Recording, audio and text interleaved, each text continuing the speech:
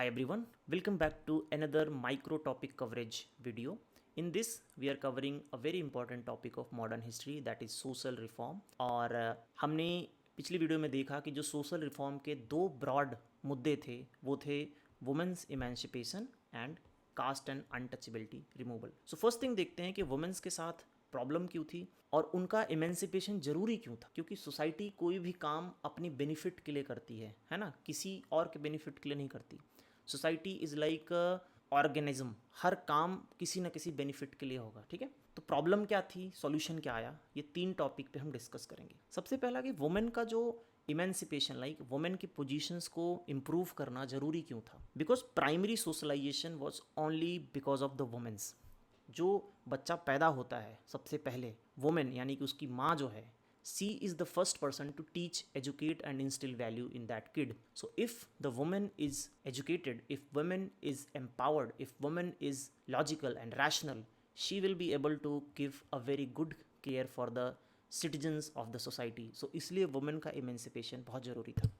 Second, European model से हमने ये सीखा था कि अगर किसी देश को आगे बढ़ना है, हमें कल्चरली डिक्लाइन से कल्चरली सुपीरियर बनना है, तो हमें वुमेन का पार्टिसिपेशन बहुत ज़रूरी है नेशन बिल्डिंग के लिए, इकोनॉमी के लिए, कल्चर के लिए, सोसाइटी के लिए। तो these were the two strong reason which forced us to improve the status of women. उस समय प्रॉब्लम्स क्या क्या थी। सबसे पहला प्रॉब्लम था पर्दा प्रथा, यानी कि women's were socially boycotted and they were socially deprived of many gatherings. उनको सोसाइटीज़ के गैदरिंग्स में पार्ट लेने का मौका नहीं मिलता था, पर्दा था, घूंघट एक्सेट्रा। ठीक है, economic and social dependency on male, पैसे के लिए सोसाइटी में जितनी रिचुअल्स हो रहे हैं, एक घर के जो घर का एक सदस्य था जो जिसके नाम से उस घर जाना जाता था वो हमेशा मेल होता था, यानी कि पैट्रियार्की बहुत ज़्यादा थी। एजुकेशन उनके पास नहीं था। Child marriage, before they were able to make the decision कि किसके साथ शादी करनी है किसके साथ नहीं, they were married, so they don't have any autonomy and agency. Right to property उनके पास नहीं थी। विडो रीमैरिज को बहुत टैबू माना जाता था। ठीक है, सती प्रथा था। पॉलीगैमी था, एक आदमी बहुत सारी औरतों के साथ शादी कर रहा है, इसका मतलब women's were reduce to object instead of a person having equal status in the society. Female infanticide, जो मैंने आपको बताया कि मार दिया जाता था। तो सॉल्यूशन क्या हुआ, अब इसमें जैसे सॉल्यूशन में आपको मेंस में लिखना हुआ तो आपको ई करके E R example explanation and then keyword KEE, keyword example explanation, इस तरह से आपको फ्रेमवर्क फॉलो करना है। ठीक है, सती एबॉलिशन सॉल्यूशन में राजा Ram Mohan Roy plus William Bentinck ने, मतलब इन्होंने एफर्ट किया था। William Bentinck was the legislative enabler. ठीक है, तो उसने सती एबॉलिशन किया। लॉ फॉर बर्थ रजिस्ट्रेशन, ताकि हमारा जो फीमेल इन्फेंटिसाइड है वो कम किया जा सके। विडो रीमैरिज के लिए ब्रह्मो समाज, ईश्वरचंद्र विद्यासागर ने बहुत फाइट की। ईश्वरचंद्र विद्यासागर ने कहा कि वेदास में लिखा गया है कि विडो रीमैरिज किया जा सकता है। ठीक है, because again the religion was the dominant ideology and everyone was looking up to religion for their answers. Child marriage को BM मालाबारी ने age of consent act pass कराया। रकमीबाई केस आपको पता ही है, एज ऑफ कंसेंट को लेके बहुत ही landmark case था। ठीक है, इसमें स्वयं क्वीन को इन्वॉल्व होना पड़ा था। ठीक है, Rukhmabai became the forefront of women's right related to age of consent and child marriage. ठीक है, शारदा एक्ट था जिन्होंने मैरिज की एज को बढ़ा के पहले 18 किया, फिर अल्टीमेटली 21 हुआ। एजुकेशन के क्षेत्र में बेथून स्कूल, ईश्वरचंद्र विद्यासागर, फूलेज यानी कि ज्योतिराव फूले और उनकी बीवी, उनकी वाइफ सावित्रीबाई फूले, इन्होंने बहुत कमेंट्री वर्क किया।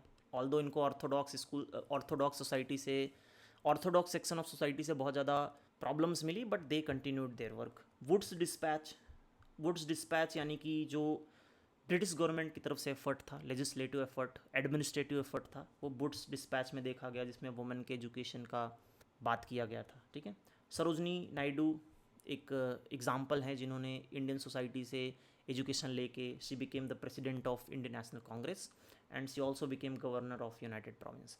सो these are the example that you can quote if there are questions on women's contribution और women's leadership in the Indian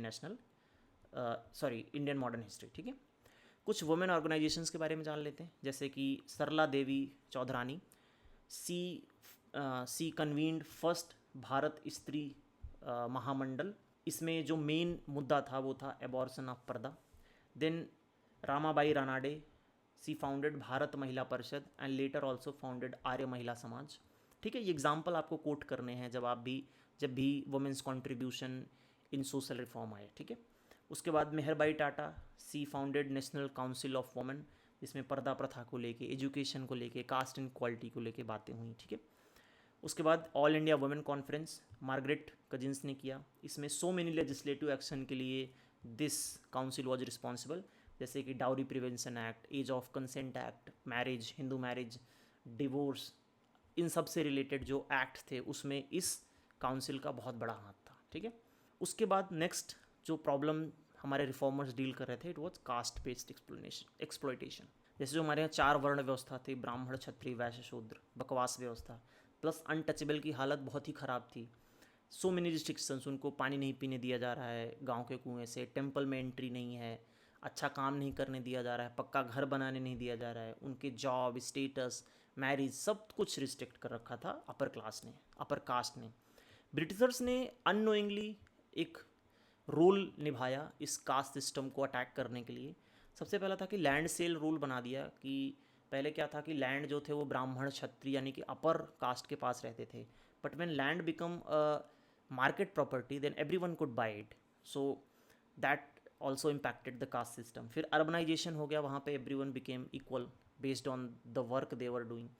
उसके बाद इक्वालिटी बिफोर लॉ, उन्होंने जो जुडिशरी सिस्टम बनाया, जो उनके लॉ बनाए, उसमें सबको इक्वल था before the law, so that also attacked existing caste system, ठीक है।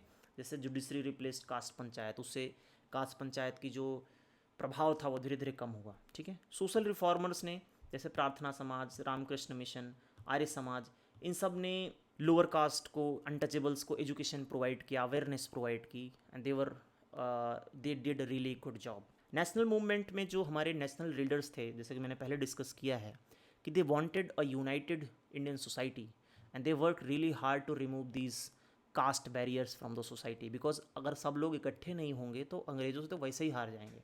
सो नेशनल लीडर्स, जैसे कांग्रेस ने हरिजन एजुकेशन पे काम किया अपने प्रोविंसेस में, Gandhi ji was very aggressive on this one, he founded All India Harijan Sangh to emancipate the Harijans and uplift them, ठीक है।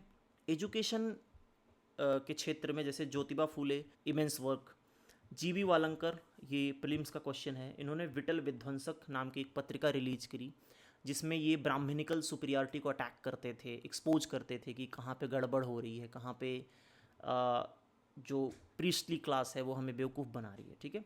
Baba Bhimrao Ambedkar, he was also instrumental, of course very instrumental in uplifting the lower caste. इन्होंने मूक नायक करके पत्रिका निकाली, बहिष्कृत भारत, एनहाइलेशन ऑफ कास्ट, बहिष्कृत Bharat I think इनका एक एसोसिएशन था, एनहाइलेशन ऑफ कास्ट इनका एक कॉन्सेप्ट था, ये चाहते थे कास्ट का जो कॉन्सेप्ट है उसको ख़त्म कर दिया जाए, ठीक है। गांधी और बी आर अम्बेडकर का कॉन्ट्रास्ट यूपीएससी में पूछा जाता है, आगे we will discuss, but this was the main idea. बट जो ये कास्ट वाला स्ट्रक्चर था, this could not succeed 100% in British India, because of course we did not have political and economic autonomy at that time, and if you want social upliftment you need to have political and economic autonomy.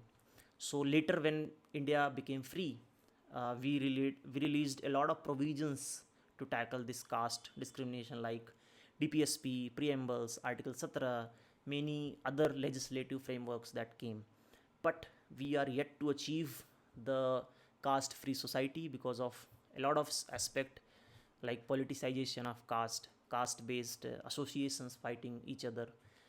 Reservation is a primary issue when caste refuse to die, so still we are yet to achieve the casteless society. So this was the reform movement for you from prelims and mains perspective. From prelims you can go through the Indian modern history spectrum book and add few more facts if you want to, but from the mains perspective I think we have covered all. Thank you so much for watching. See you in the next one.